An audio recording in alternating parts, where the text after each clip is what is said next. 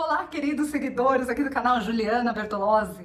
Espero que estejam todos bem nessa quinta-feira, dia 29 de abril. Pessoal, o vídeo de hoje vai ser sobre a CPI da Covid. Eu resolvi esperar um pouquinho, eu ia gravar um vídeo ontem, na verdade, inclusive já ia gravar na terça, mas resolvi esperar para ver o desdobramento de alguns acontecimentos, algumas coisinhas, enfim. Agora eu acho que já dá pra gente começar a conversar a respeito dela. Vamos lá? Bom, pessoal, a Comissão Parlamentar de Inquérito, a CPI, foi instaurada então na terça-feira, né, no dia 27, e foram escolhidos Omar Aziz foi eleito presidente, Renan Calheiros foi indicado para a relatoria e Randolph Rodrigues foi eleito vice-presidente. Já falaremos sobre essas pessoas. Lembremos, o objetivo da CPI, teoricamente, vai ser apurar omissões do governo e eventuais desvios de verba federais por estados. Bem, o presidente da CPI, o senador Omar Aziz, é investigado pela Polícia Federal por ter usado verba da saúde do governo, ele é governador do Amazonas, né, para bancar gastos pessoais, sua família. Vou colocar aqui a reportagem para vocês verem. A Polícia Federal prendeu hoje em Manaus a mulher e outras 7 pessoas, entre elas 3 irmãos do senador Omar Aziz. Todos são investigados pelos crimes de corrupção passiva e organização criminosa. Foi em casa, num condomínio de luxo, que Nejme Aziz, mulher do senador do PSD Omar Aziz, foi presa. Além das 8 prisões, foram cumpridos 15 mandados de busca e apreensão e bloqueio de contas dos investigados, que somam mais de 92 milhões de reais. As prisões fazem parte de uma nova fase da Operação Maus Caminhos, que desde 2016 investiga um suposto grupo criminoso formado por políticos, médicos e empresários, e que teria desviado milhões de reais da saúde pública. Na operação de hoje, a polícia apura se irregularidades foram cometidas na época que Omar Aziz era governador. Posição essa essencial, primordial, para que os crimes objeto de investigação pudessem ter sido praticados. Ele tinha poder, dever, obrigação de evitar que recursos públicos da saúde estadual fossem desviados. O senador Omar Aziz está proibido de deixar o país e de se comunicar com os outros envolvidos. Não há mandado de prisão contra ele. Segundo a Polícia Federal, ele deve prestar depoimento na semana que vem. Os advogados do parlamentar e dos outros presos na operação disseram aguardar o acesso aos autos do processo para se pronunciarem sobre o caso. Então, por isso é que o título, tanto do trailer quanto aqui desse vídeo, eu estou me referindo a essa CPI como um circo. Para mim, o circo está montado, não só para mim, diversos jornalistas, diversas pessoas concordam. Afinal, teremos como presidente da CPI um senador investigado pela PF por ter usado verbas da saúde para bancar gastos pessoais, o icônico e arqui-inimigo do presidente Jair Bolsonaro, Randolph Rodrigues, foi escolhido o vice-presidente e, para piorar as coisas, o Renan Calheiros foi escolhido o relator. Sim, é um circo, sim. O senador Randolph Rodrigues publicou em seu perfil, uma rede social, uma comemoração quando ele foi escolhido vice-presidente, e foi bem interessante o que ele disse, porque ficou clara a intenção dessa CPI, que é, de fato, investigar a atuação da União, do governo federal. Em nenhum momento houve qualquer interesse em investigar a atuação ou omissão de governadores ou prefeitos. Isso aí foi historinha para boi dormir, né? Randolph Rodrigues publicou o seguinte: agora é oficial. Foi escolhido para ocupar o cargo de vice-presidente da CPI da Covid. Pelos próximos 90 dias, essa é a duração esperada, né, das investigações, pelos próximos 90 dias vamos investigar omissões, responsabilidades e toda a gestão dos recursos públicos federais no enfrentamento da pandemia. Ele mencionou alguma coisa de prefeitos ou governadores ou algo assim? Não. Preciso desenhar? Acho que não, né? O senador Renan Calheiros já é um capítulo à parte. Além de ser um cara com uma ficha corrida, né, uma ficha criminal corrida, um conhecidíssimo da Polícia Federal,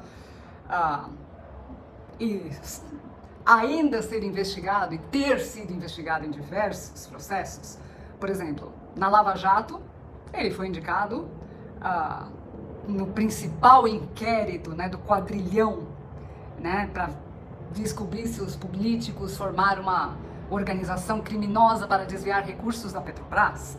Ele também ele é alvo também de inquérito das investigações relacionadas à Petrobras em si. Ele também foi citado em uma delação do ex-diretor da Petrobras, Nestor Cerveró, como um dos beneficiários do recebimento de propinas da estatal. Um outro investigado também é Jader Barbalho, que também que faz parte também aqui da CPI, também falaremos sobre ele daqui a instantes. Renan também é investigado por supostamente ter recebido propina de contratos da Transpetro, que é uma subsidiária da Petrobras, e também dinheiro desviado de obras das usinas Angra 3 e de Belo Monte. Ele também tem ligação com venda de emendas e medidas provisórias, que é o esquema, é alvo da Operação Zelotes, e também é investigada uma movimentação financeira de 5,7 milhões de reais em sua conta, o que é completamente incompatível com a renda dele, né? Durante a sessão de instalação da CPI na terça-feira, houve manifestação de diversos senadores que entraram ontem, quarta-feira, com pedido oficial para retirar Renan Calheiros da relatoria da CPI da pandemia.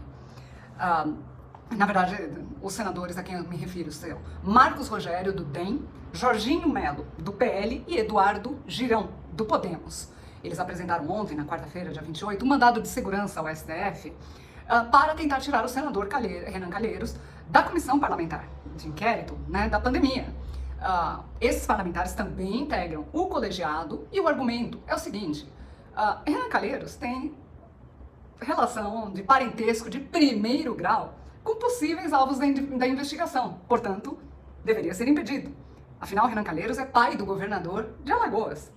E se a CPI vai investigar também a atuação de prefeitos e governadores, ele não pode, né? Tem a parcialidade, ele não poderia fazer parte dessa CPI, certo? Durante a própria sessão de instalação da CPI, os parlamentares, esses que eu citei, tentaram impedir Renan Calheiros de assumir a relatoria. Porém, o presidente eleito do colegiado, o senador Omar Aziz, indeferiu a questão de ordem contra as indicações dos senadores. Houve muita polêmica. Essa questão da imparcialidade pelo parentesco, né, de possíveis investigados também atingiria o governador Helder Barbalho, filho de Jader Barbalho, que também integra a CPI. Afinal, os dois, né, a relação de parentesco. Então, se a CPI vai investigar governadores e prefeitos, obviamente é bem contraditório pais de governadores fazerem parte dessa CPI, né? Na verdade, essa questão foi levantada, né, como eu falei, durante a instalação da CPI já na terça-feira, e já na terça-feira uma liminar da Justiça Federal de Brasília foi concedida, vetando a indicação de Calheiros ao posto de relator. Mas essa liminar foi cassada menos de uma hora depois pelo Tribunal Regional Federal da Primeira Região, TRF1, por meio de um recurso apresentado pela Advocacia Geral do Senado e pelo partido MDB. Antes de que o TRF1 emitisse seu parecer, o presidente do Senado, Rodrigo Pacheco, também do DEM, afirmou que a escolha dos membros da CPI é uma definição exclusiva da Casa Legislativa.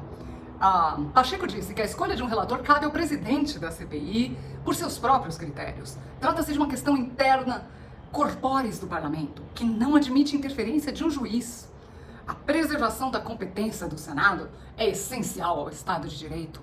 A Constituição impõe a observância da harmonia e independência entre os poderes. Assim sendo, os senadores Jorginho Melo, Marcos Rogério e Eduardo Girão ingressaram ontem com um mandado de segurança no STF para tentar impedir a nomeação de Renan Calheiros para a relatoria da CPI da Covid. Lewandowski vai ser o relator nessa ação.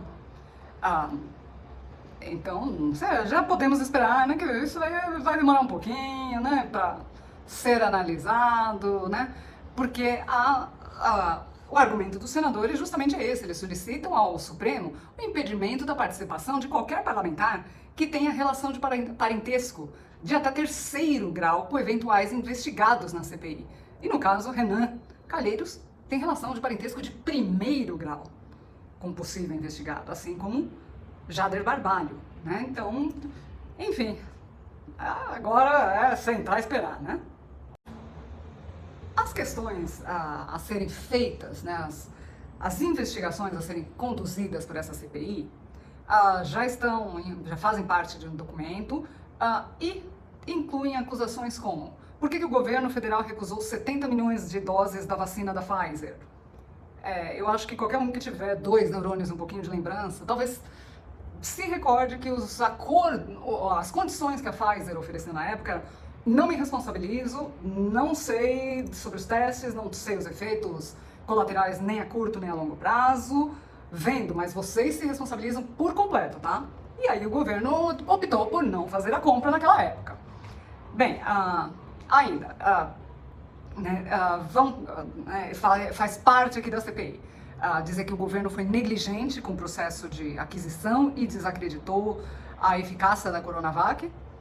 Bem, acho que todo mundo, né, no começo ela apresentava uma eficácia de 50%.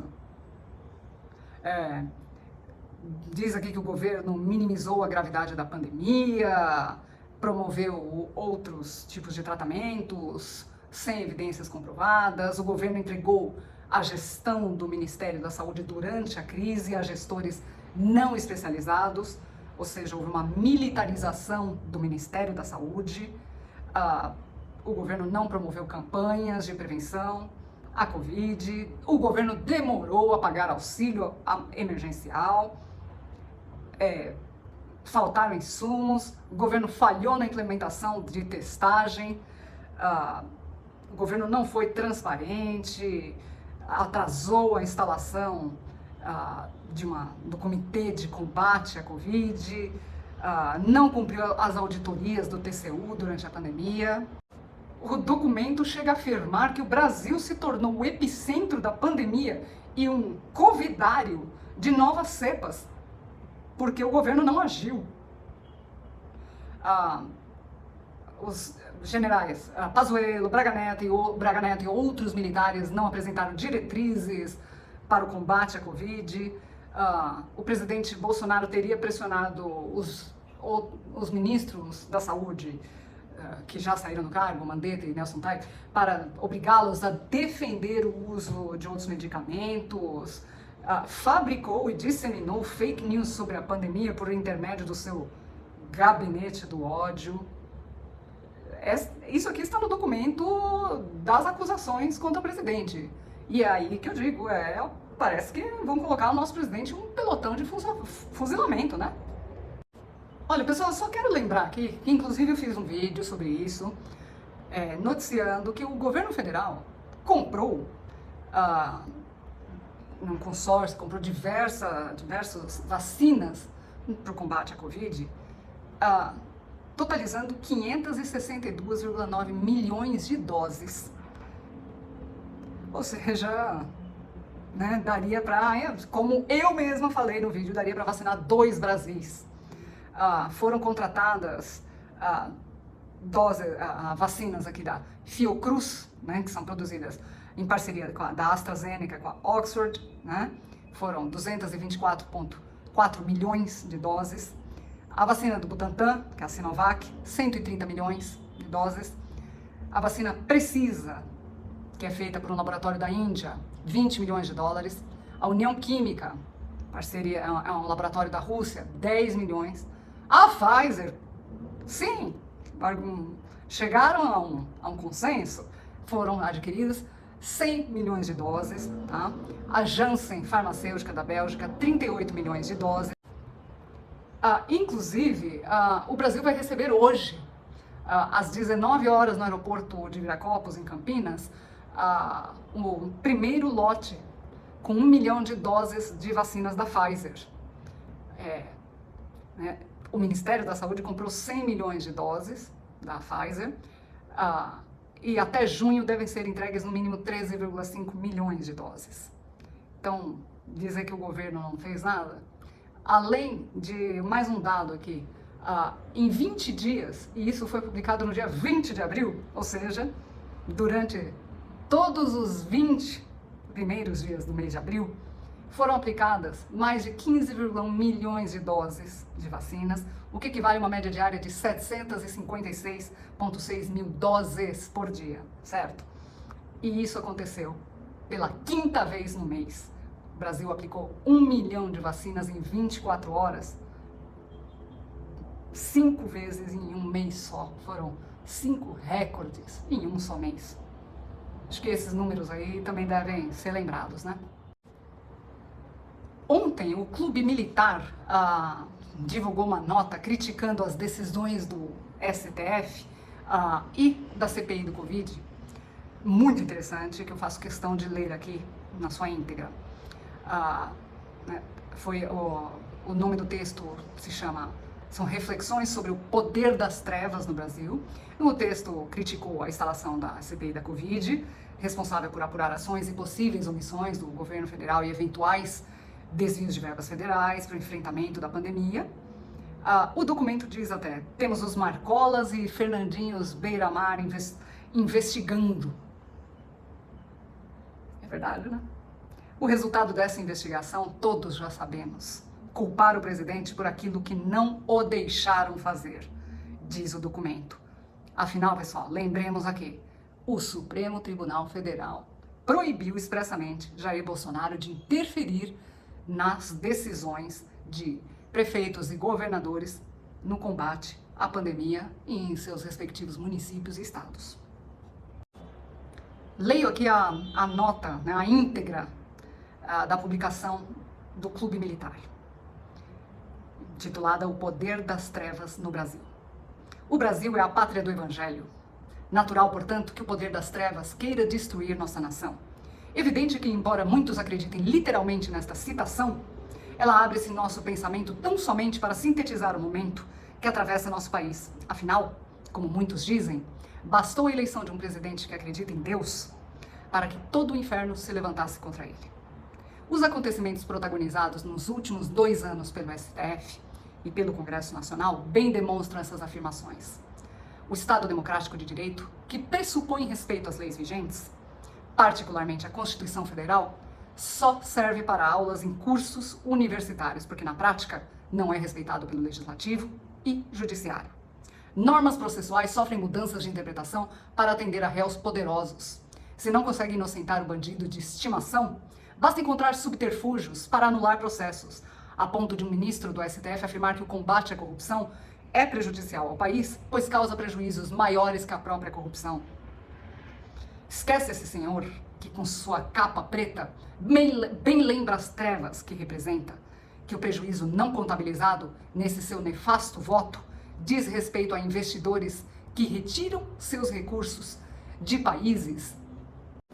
Esse mesmo tribunal que ignora a Constituição conferiu poderes para governadores e prefeitos usarem a pandemia para desviarem dinheiro público e não tratar adequadamente a população. Agora culpando o presidente que eles impediram de coordenar as ações. E como as trevas têm poder devastador, no dia 27 de abril de 2021 instalou-se uma CPI no Senado Federal, encabeçada por um senador cuja família foi presa recentemente por acusações de esquema de corrupção no Amazonas, composta por aliados dos governantes corruptos e tendo como relator um dos campeões em denúncias de corrupção, cujos processos acumulam mofo e traças nas gavetas dos fóruns privilegiados. O resultado dessa investigação, todos já sabemos: culpar o presidente por aquilo que não o deixaram fazer. ou por não usar as máscaras utilizadas por alguns para se esconder da população, utilizando uma expressão usada nas mídias sociais. Temos os Marcolas e Fernandinhos Beiramar investigando a atuação da polícia no combate ao tráfico de drogas.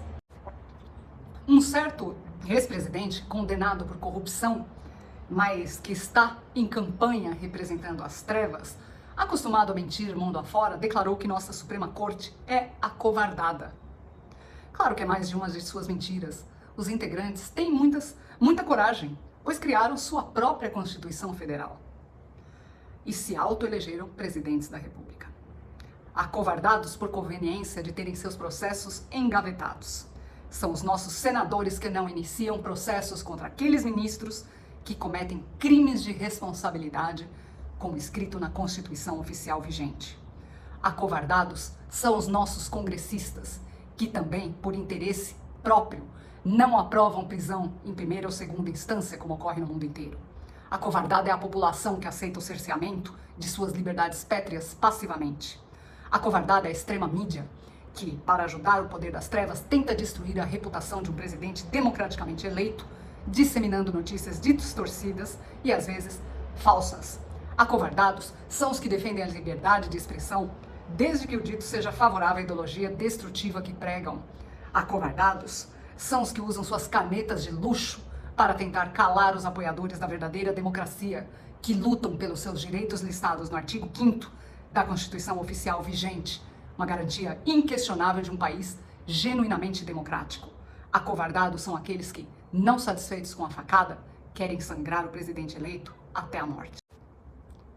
Portanto, se neste cenário atual o Poder Executivo, o único dos 3 poderes que está sendo obrigado a seguir a Constituição, arrisca que utilize o artigo 142 da Constituição Federal vigente para restabelecer a lei e a ordem, que as algemas voltem a ser utilizadas, mas não nos trabalhadores que querem ganhar sustento dos seus lares, e sim nos verdadeiros criminosos que estão a serviço do poder das trevas. Brasil acima de tudo. Apenas para finalizar, pessoal, eu quero aqui só dar 2 informes. O primeiro é que ontem, dia 28, o STF, por unanimidade, tornou o deputado Daniel Silveira réu. Vocês devem lembrar disso, também falei disso aqui no canal. Por supostos atos democráticos. Em fevereiro, o deputado foi detido após publicar um vídeo criticando ministros do STF. Agora, com o recebimento da denúncia, ele se torna réu e passa a responder a processo criminal perante o STF, em razão do foro privilegiado. Ele poderá apresentar sua defesa e depois de colhidas provas e ouvidas testemunhas, vai haver o julgamento para determinar se ele é culpado ou inocente.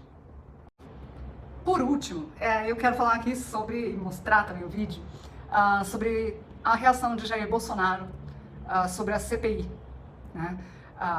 Na manhã de ontem, quarta-feira, durante uma conversa com apoiadores, o presidente Jair Bolsonaro falou sobre a CPI da Covid e afirmou que não há o que investigar por parte do governo federal. Ele questiona, essa CPI vai investigar o quê? Eu dei dinheiro para os caras. No total foram mais de 700 bilhões de reais, auxílio emergencial incluso.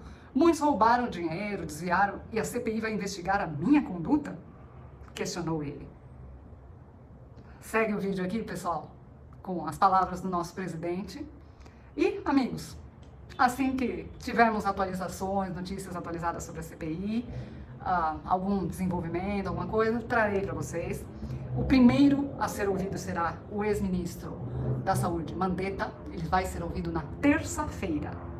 Se houver alguma notícia a respeito da CPI ou qualquer outra, trarei para vocês em primeira mão. Finalizo o vídeo aqui com as palavras aqui do nosso presidente Jair Bolsonaro a respeito da CPI. A todos, meu agradecimento e meu grande abraço pela audiência, pela paciência e pela presença. Até a próxima, pessoal. Um abraço a todos os seguidores aqui do canal Juliana Bertolozzi. Chegar o quê? Eu dei dinheiro para os caras. Tá? O total foram mais de 700 bilhões de reais, auxílio emergencial no meio. Muitos roubaram dinheiro, desviaram. Agora vem uma CPI para querer investigar a conduta minha. Se ele foi favorável à cloroquina ou não. Pô, se eu tiver uma nova vírus, eu vou tomar de novo, eu me safei em menos de 24 horas, assim como milhões de pessoas. Uhul! Eu Tá. faço meu plano também. Faço a mesma coisa. Agora a questão da vacina. Quando urge o Brasil tomar vacina, eu tomo. Depois que o último tomar a vacina, eu tomo. Tem gente apavorada, então toma a vacina na minha frente. Eu sou chefe de Estado, tenho que dar exemplo. O meu exemplo é esse. É deixar, já que não tem para todo mundo ainda, né? O mundo todo não tem vacina ainda, tome na minha frente. Primeiro a tropa, depois general, né, presidente? É lógico. Sempre foi assim, eu sou o último a comer no quartel. Dei exemplo. Agora, querer esperar a coisa da mídia, pera, não esqueça. Raramente a mídia isenta aí. Culparam o senhor de não ter orientado aonde não comprar, uma matéria lá do... Eu tinha que orientar a não roubar? É. Responda aí. Ou para usar em outras coisas, Rio Grande do Norte, pelo que me consta, 900 milhões para pagar folha de servidor atrasado. E por que foi a questão do lockdown lá atrás? Não é para achatar a curva? Está um ano achatando a curva? É verdade. Tá? A gente foi lá em São Paulo, lá em São Paulo tá feio. A grande desgraça é o desemprego. Apesar de o governo, nós estamos dando meios para criar mais emprego, os informais estão numa situação complicada. Em torno de 38 milhões de pessoas. Essa pessoa sempre entrei e continuo entrando na casa dele. Agora, qual governador faz isso? Você não faz. Não dá exemplo. Para mim é fácil aqui. Aquilo ali, você não sabe que maravilha dentro daquela casa lá. Tem cômodo que eu nem conheço lá ainda. Para mim é fácil ficar lá dentro, comendo bem, segurança, e o povo que se lasca aqui fora. E alguns acham que quem tirou o emprego deles foi eu. Eu não fechei comércio, não determinei que ninguém ficasse em casa, não destruí empregos. Desde o início. Tá? Eu tinha a minha linha, mas o Supremo Tribunal Federal foi que cada governador e prefeito podia fazer o que bem entendesse. Estão fazendo.